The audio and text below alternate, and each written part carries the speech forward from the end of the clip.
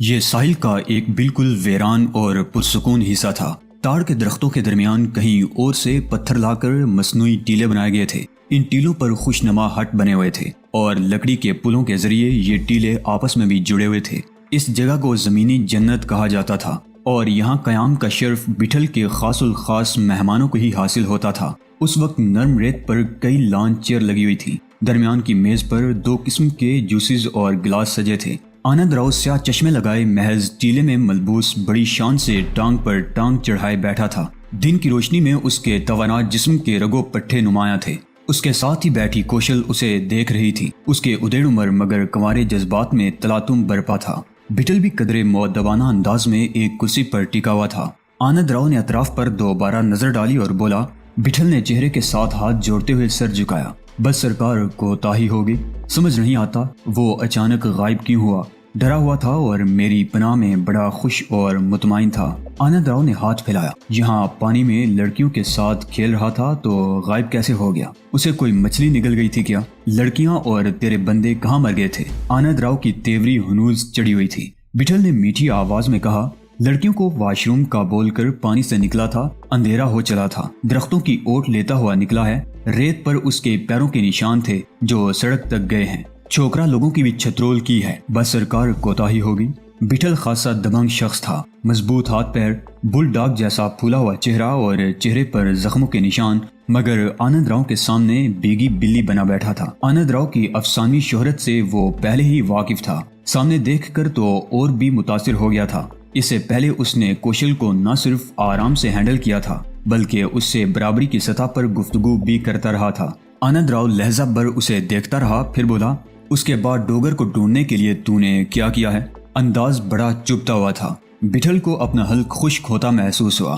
میرا پورا گروہ اسے ڈھونڈنے کے لیے متحرک ہے، وہ ضرور جلد ہی پکڑ میں آ جائے گا۔ اس وقت بٹھل کا ایک خاص آدمی بڑی اجرت سے قریب آیا۔ مہمانوں کی موجودگی کے باعث یہ خلاف معمول تھا، اسی سبب بٹھل بے چین ہو گیا۔ آنند راؤ اور کوشل اس دخل درنا معقولات پر حیران ہوئے۔ خاص آدمی بٹھل کے قریب جھک گیا اور سرگوشی کے انداز میں کچھ کہا۔ بٹھل ایک جھٹکے سے اٹھ کھڑا ہوا، اس کا چہرہ پرتپش ہو کر اپنے اصل رنگ میں نظر آنے لگا۔ کوشل نے بے اختیار ہو کر پوچھا، کیا ہوا؟ بٹھل نے انسنی کر دی، مجھے 5 منٹ کی رخصت دیں۔ اس کا مخاطب آنند راؤ تھا۔ اس پل کوشل سلگ کر آ گئی تھی۔ آنند راؤ نے سر کی جنبش سے اسے جانے کی اجازت دی۔ اسے کیا ہوا؟ ہو گیا ہوگا کوئی لفڑا، آنند راؤ نے بے پرواہی سے کہا اور پھر پوری طرح سے اپنی سینئر کی طرف متوجہ ہو گیا۔ ہمارے ڈیسک کی ڈوگر کو ڈھونڈنے کے لیے کیا کارکردگی ہے؟ کوشل بولی، ایک کلیو ملا ہے، اس طرف آنے والی سڑک پر ایک چیک پوسٹ ہے، وہاں سیکیورٹی کیمرہ لگا ہے۔ ڈوگر کے غائب ہونے کے بعد کی ہم نے فوٹیج دیکھی ہے۔ تقریباً 1 گھنٹے بعد وہاں سے ایک گاڑی واپس گئی ہے۔ فوٹیج غیر معیاری اور غیر شفاف ہے۔ شبہ ہے کہ ڈرائیور کے ساتھ منہ چھپانے کی کوشش کرتا شخص ڈوگر ہی ہے۔ اس گاڑی کو تلاش کیا جا رہا ہے۔ کوشل نے پوری تفصیل بتائی تھی۔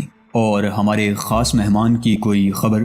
مصدقہ رپورٹ ہے کہ اس کا سہولت کار فانگ ہے۔ تمہاری آمد تک مجھے اس پر مزید کام کرنے سے روک دیا گیا تھا، اسے میں دیکھ لوں گا۔ فانگ سمیت وہ بھی ڈوگر کے پیچھے ہے۔ آپ اپنے ڈیسک کے ساتھ تمام تر توجہ ڈوگر کی تلاش پر رکھیں۔ کوشل نے اسبات میں سر ہلاتے ہوئے پھر ایک بھرپور نظر آنند راؤ کے جسم پر ڈالی۔ آنند راؤ کو اس بوڑھی گھوڑی کی آنکھوں میں ہوس نظر آ رہی تھی، مگر اس نے زیادہ توجہ نہیں دی۔ وہ بوڑھی گھوڑی کو لال لگام ڈالنے میں بالکل دلچسپی نہیں لے رہا تھا۔ کوشل کے واضح پیغام کو نظر انداز کرتے ہوئے وہ بولا، فانگ کی خبر چاہیے مجھے، اس پر مجھے فوراً ہاتھ ڈالنا ہے۔ آنند راؤ کی بے توجہی محسوس کر کے کوشل نے بجھے ہوئے انداز میں کہا، مل جائے گی، اس کے لیے سب سے اہم ذریعہ بٹھل ہی ہے۔ دونوں میں اینٹ کتے کا بیر ہے۔ اسی وقت بٹھل تیز قدموں سے واپس آیا۔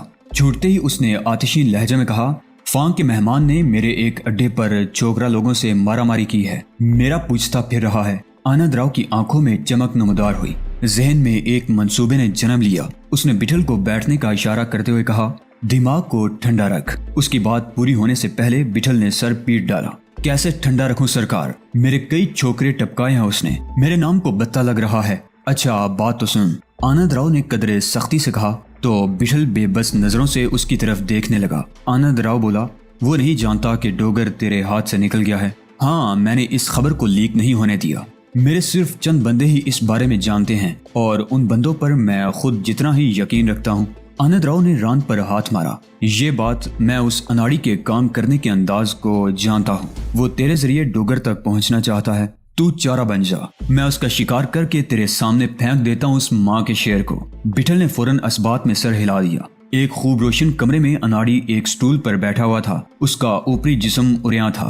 पहले वाली मेहरबान औरत अभी अभी उसकी कमर पर दवा का लेप करके गई थी और वो पुरसुकून सी ठंडक महसूस कर रहा था। फांग उसके सामने बैठा उसे अजीब सी नजरों से देख रहा था। उन दोनों के दरमियान बाएतमाद दोस्ती का रिश्ता बड़ी तेजी से परवान चढ़ा था। फांग ने गहरा सांस लेते हुए कहा, तुम्हें सवालात पसंद नहीं हैं, वरना मैं पूछता कि इस तरह खुद को आश्कार करने का तुम्हारा क्या मकसद था। अपनी राह में तुम खुद ही कांटे चुन रहे हो। शिकार को चौकन्ना करके तुम कैसे उसका शिकार करोगे? अनाड़ी मुस्कुराया। सवाल पूछने का तुम्हारा ये अंदाज खूब है। फांग हंस दिया। उसके चेहरे की बेशतर पट्टियां उतर गई थी। मुझे भी तुम्हारे मुल्क से दिलचस्पी पैदा हो गई है। चंद घंटों में तुम्हारे मुल्क के बारे में जितना जान सका हूँ वो बड़ा मायूस कुन है। अनाड़ी का चेहरा बेतासुर हो गया। ऐसा क्या जान लिया तुमने? फांग ने उसका बदला हुआ लहजा महसूस कर लिया। माफ करना, मुझे इस तरह के अल्फाज इस्तेमाल नहीं करने चाहिए थे। अब कर लिए हैं तो बात पूरी करो। फांग लहजा भर उसे देखता रहा, फिर गहरा सांस लेकर बोला, करप्शन ने तुम्हारे मुल्क की जड़ें खोखली कर दी हैं। इसी करप्शन ने इंतहाई करीबी दोस्त ममालिक को भी मुतनफर कर दिया है। तुम लोग बेहद तेजी के साथ एक अंधे गड़े की तरफ जा रहे हो। इसके अलावा माशी बदहाली के सबब डिफाल्टर की तलवार तुम्हारे सर पर लटक रही है।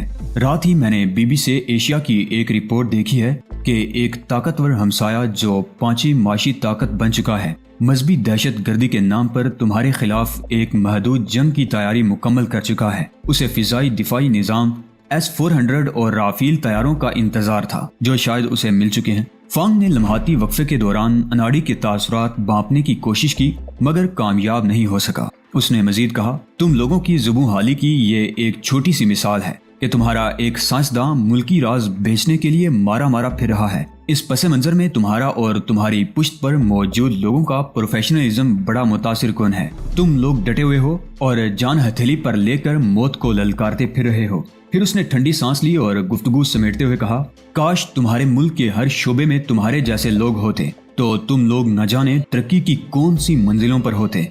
फांग ने पहली दफा अनाड़ी के चेहरे पर जज्बाती तासुर देखा। यह तासुर कर्ब आमेज गुदाज का था।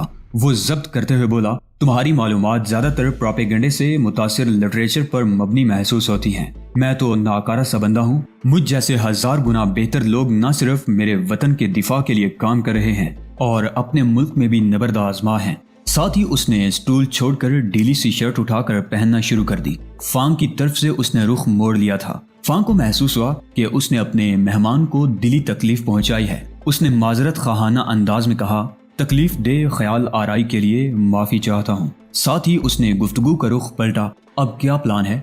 बिठल की मौजूदगी का पता करूं। बेशक फौजी छावनी में ही क्यों ना हो, मुझे उसके हल्क में हाथ डालना है। फांग बोला, ये मालूम किया जा सकता है। अपने महफूज तरीन ठिकानों पर अपनी मौजूदगी को वो खुफिया नहीं रखता। आज ही हो जाए तो बेहतर है। मैं रात में बिठल को अपने सामने देखना चाहता हूँ। हो जाएगा। लेकिन फांग कहते कहते खामोश हो गया। वो कहना चाहता था कि ये बेड़ियों के बट में घुसने की जानलेवा कोशिश थी, मगर जो सामने था वो भी तो बेड़ियों का ही शिकारी था। उसने खामोश हो जाना बेहतर समझा। उसी वक्त उसके मोबाइल फोन की घंटी बजी।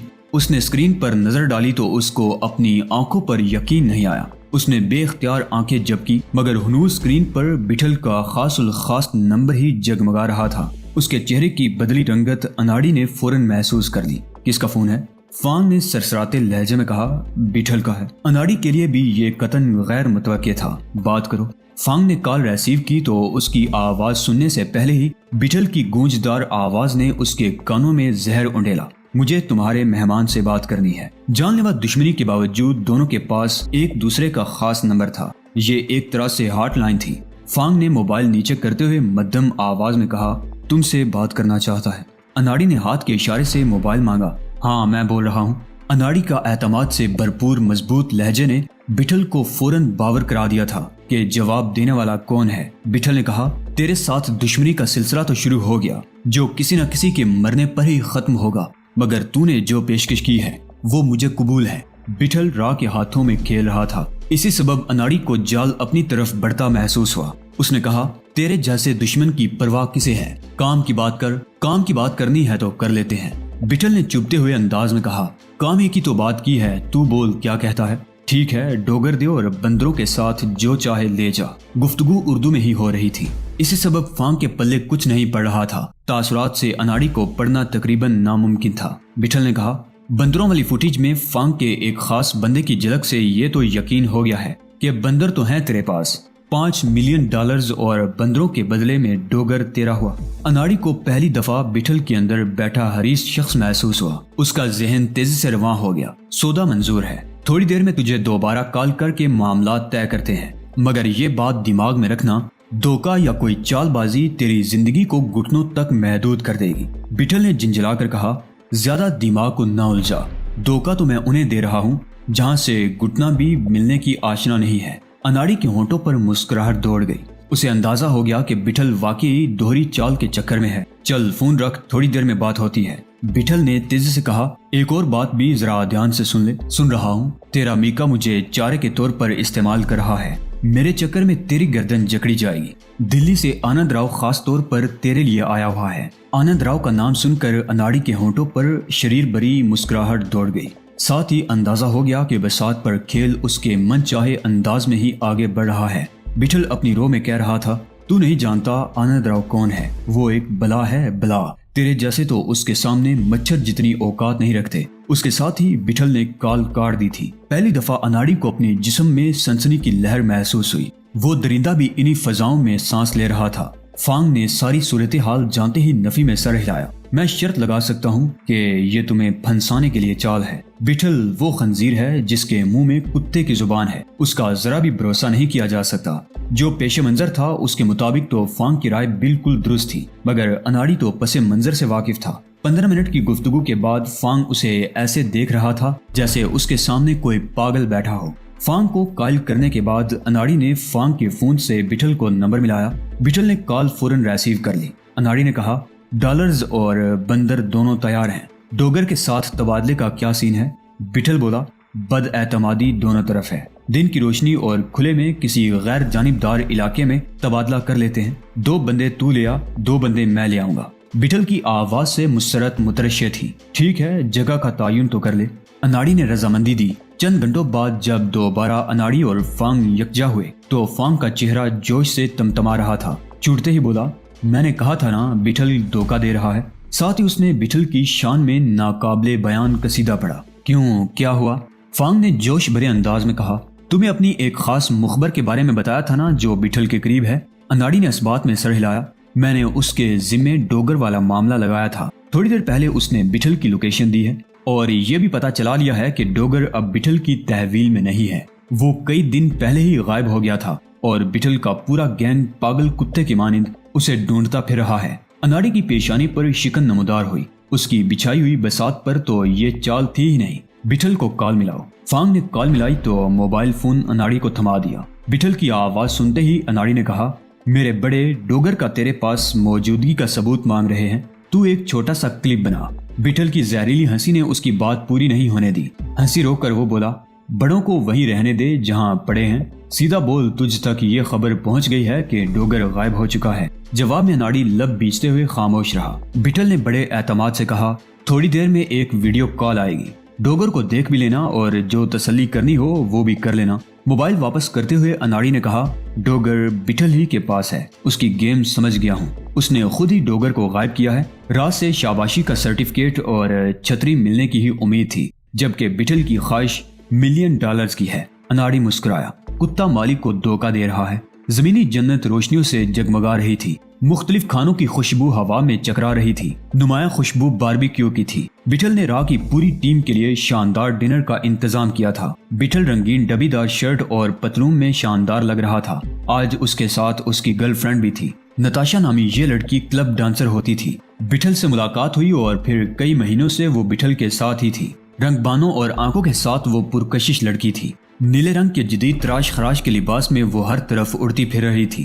آنند راؤ کی نگاہوں میں وہ فوراً ہی آ گئی تھی، ساتھ ہی اس کے وجود میں وہ حیوانی خواہش بیدار ہو گئی تھی جو اسے پل بھر میں حیوان بنا دیتی تھی۔ کھانے کے دوران نتاشا آنند راؤ کے قریب ہی تھی۔ اس نے آنند راؤ کی آنکھوں میں حیوان کو بیدار ہوتے دیکھ لیا تھا۔ وہ قدرے سہمی سہمی سی نظر آنے لگی تھی۔ آنند راؤ اچانک ہی چونک گیا، اس کا ہاتھ لہرایا اور چٹاخ کی زوردار آواز کے ساتھ نتاشا کے گال پر پڑا۔ اس کے منہ میں موجود نوالا باہر جا گرا اور وہ چیختی ہوئی کرسی سمیت الٹ گئی۔ یہ سب اتنا تیزی اور غیر متوقع انداز میں ہوا تھا کہ حاضرین لہجے بر کو پتھر ہو گئے تھے۔ اگلے پل جیسے سبھی ہوش میں آئے، بیٹل اپنی جگہ پر جھٹکا لے کر رہ گیا۔ اس کا چہرہ سرخ ہو گیا تھا، مگر بے بسی سے ہونٹ کاٹنے کے سوا کوئی چارہ نہیں تھا۔ آنند راؤ درندے کی مانند نتاشا پر چھایا ہوا تھا۔ نتاشا چیختے ہوئے مزاحمت کر رہی تھی، پھر چند تھپڑوں نے اسے بے سدھ کر دیا۔ آنند راؤ نے اس کے کانوں سے مخصوص قسم کے ٹاپس علیحدہ کر کے بیٹل کی طرف اچھالے۔ یہ کسی کے لیے کام کر رہی ہے، یہ شارٹ رینج ٹرانسمیٹر ہے۔ بیٹل کا بے بسی آمیز تیش طوفان میں تبدیل ہو گیا تھا، مگر اس کا رخ اب نتاشا کی طرف تھا۔ وہ منہ سے گند اگلتا ہوا نتاشا کی طرف بڑھا، مگر آنند راؤ نے اسے ہاتھ کے دھکے سے پیچھے ہٹایا۔ اس کا کھایا پیا میں معلوم کرتا ہوں۔